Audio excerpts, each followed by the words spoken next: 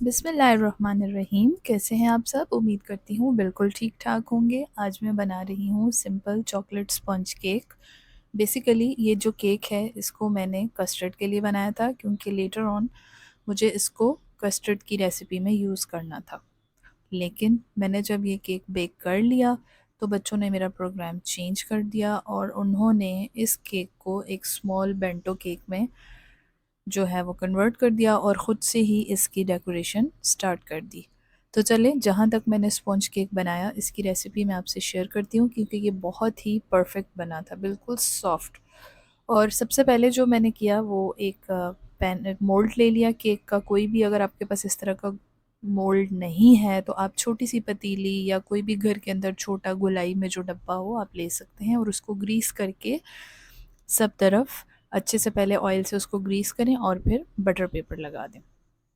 तो बस मैंने भी पहला स्टेप यही किया, और इसके साथ ही जो है अब हम केक का बैटर तैयार करते हैं। मीनवाइल मैं ये जो केक है पतीले में बेक कर रही हूँ, तो मैंने एक पतीला भी प्री हीट होने के लिए चूल्हे पर रख दिया था। तो यहाँ सबसे पहले मैंने 1 कप भर के जो है वो मैदा ले लिया है। इसके अंदर मैंने 1 टीस्पून के हिसाब से बेकिंग पाउडर डाला है, और हाफ़ टी स्पून मैंने इसके अंदर बेकिंग सोडा जो है वो शामिल किया है।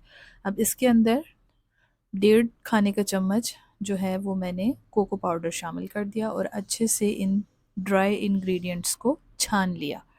छान लेने के बाद अब हम अच्छे तरीके से ये जो ड्राई इंग्रेडिएंट्स हैं इनको मिक्स कर लेंगे। क्वांटिटी आप जो है उसको लाज़मी तौर पर देखें, आप प्रॉपर तरीके से मेजर करें। कोई भी मेजरमेंट कप्स ले लें, नहीं है तो घर में कोई एक ऐसा बर्तन रख लें, कोई ऐसा कप रख लें कि जिसको आप एक मेजरमेंट के स्केल के तौर पे यूज़ करें। अब देखें, सारे इंग्रेडिएंट्स मिक्स करने के बाद मैंने इसमें 1 चुटकी नमक शामिल करके दोबारा इनको मिक्स कर लिया है। तो इस तरीके से अच्छी तरह जो है वो ड्राई इंग्रेडिएंट्स की मिक्सिंग हो गई है। तो अब हम चलते हैं इसका सेकंड स्टेप। यहाँ पर हम ले लेंगे सबसे पहले 3 अदद अंडे। अच्छा, ये जो अंडे हैं ये रूम टेम्परेचर पे हैं। अगर आपने फ्रिज में अंडे रखे हुए हैं तो आप उनको बेकिंग करने से पहले 3 से 4 घंटे पहले निकाल के बाहर रख दें, ताकि वो रूम टेम्परेचर पे आ जाएं। अब 3 अदद अंडे मैंने एक बोल में डाल लिए हैं, और इसमें मैंने शामिल कर दी है 1 कप चीनी। ये पिसी हुई चीनी है, कैस्टर शुगर आप इस्तेमाल कर सकते हैं।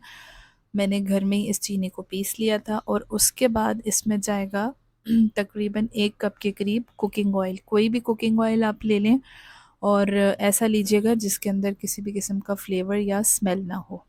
अब अच्छे तरीके से हम इन तमाम इंग्रेडिएंट्स को बीट कर लेंगे बीटर से, ताकि जो हमारा ये एग है ये बिल्कुल फ्लफ़ी सा हो जाए सारे एग्स। अब ये जो एग्स हैं ये बहुत ही अच्छे तरीके से यहाँ पर बीट होना शुरू हो गए हैं। इनको हम प्रॉपरली 2 से 3 मिनट के लिए पहले बीट करेंगे, और फिर उसके बाद 3 से 4 मिनट के लिए दोबारा बीट करेंगे। देखें, यहाँ पर तकरीबन 4 से 5 मिनट के बाद एग्स का जो कलर है वो चेंज हो चुका है, और ये फोमी से टेक्सचर में आ गए हैं, जिसका मतलब ये है कि ये बहुत ही अच्छे तरीके से बीट हो चुके हुए हैं।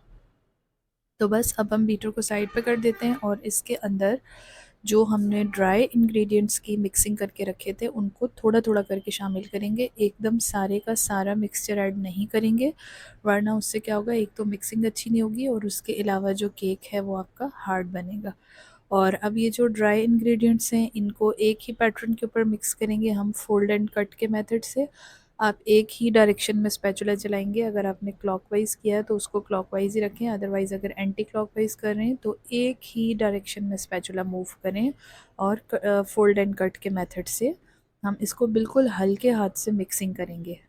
हल्के हाथ से मिक्सिंग इसलिए करेंगे ताकि जो ये एग्स हैं इनका जो जो फॉमी सा टेक्सचर है ये बैठने ना पाए, क्योंकि हमने इनको ऑलरेडी बीट किया हुआ है। और फिर इसी तरह से हम बाकी का जो मिक्सचर है उसको भी शामिल कर लेंगे, और हल्के हाथ से इसकी मिक्सिंग करते जाएंगे। देखें, इस तरह से बेहतरीन तरीके से ये फ़ौरन ही मिक्सिंग हो जाती है। बस ये ख़याल रखिएगा कि एक तो आपने बिल्कुल लाइटली इसको मिक्स करना है। यहाँ पर हमारा जो मिक्सचर है वो बहुत ही अच्छे तरीके से मिक्स हो चुका हुआ है। अब इस पॉइंट के ऊपर इसमें 2 खाने के चम्मच दूध शामिल करूँगी मैं, और 1 खाने का चम्मच जो है वो वनीला एसेंस शामिल करेंगे, और again fold and cut method के थ्रू हम जो है इसको मिक्सिंग करेंगे। वनीला एसेंस से एग्स की जो स्मेल है वो ख़त्म हो जाएगी और बहुत अच्छा सा फ्लेवर इसके अंदर आ जाएगा।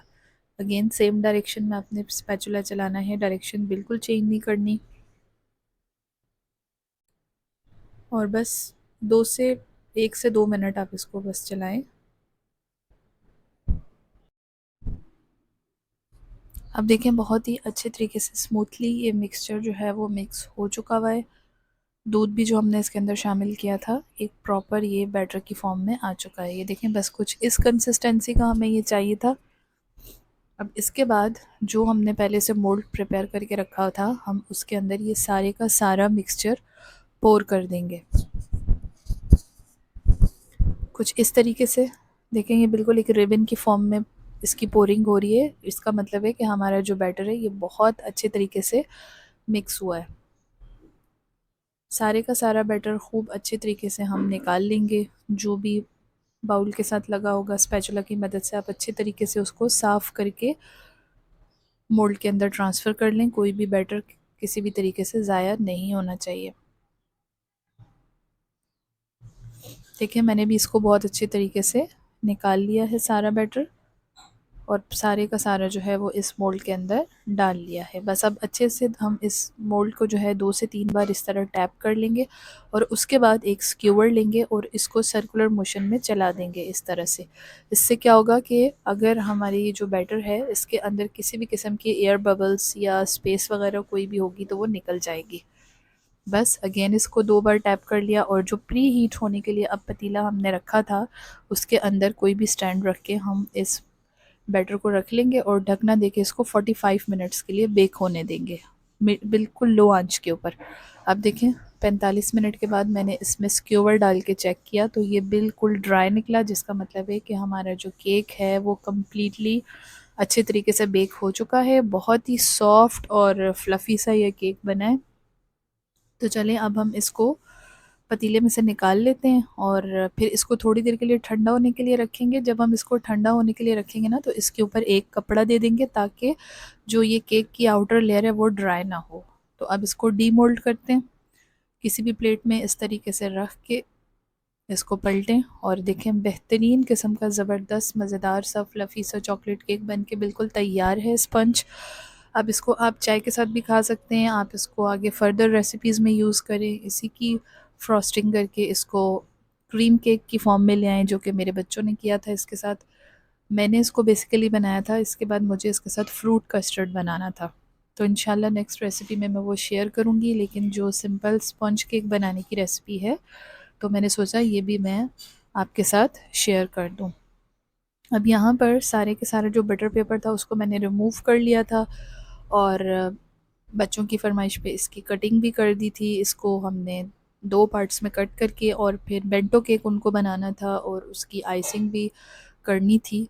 तो मैंने फिर इसको काट के और एक प्याले की मदद से बेंटो केक की शेप में निकाल दिया था। बच्चे भी खुश और हम सब भी खुश। देखें इसकी जाली चेक करें आप, कितना मज़ेदार और सॉफ्ट ये बना है। इस तरह से जब ये केक जालीदार बेक होता है ना तो इसका मतलब है कि इंग्रेडिएंट्स की मेजरमेंट बिल्कुल ठीक थी, केक बनाने का प्रोसेस मेथड सब चीज़ें बिल्कुल सही थी। बस अब मैंने काट दिया और बेंटो केक की शेप में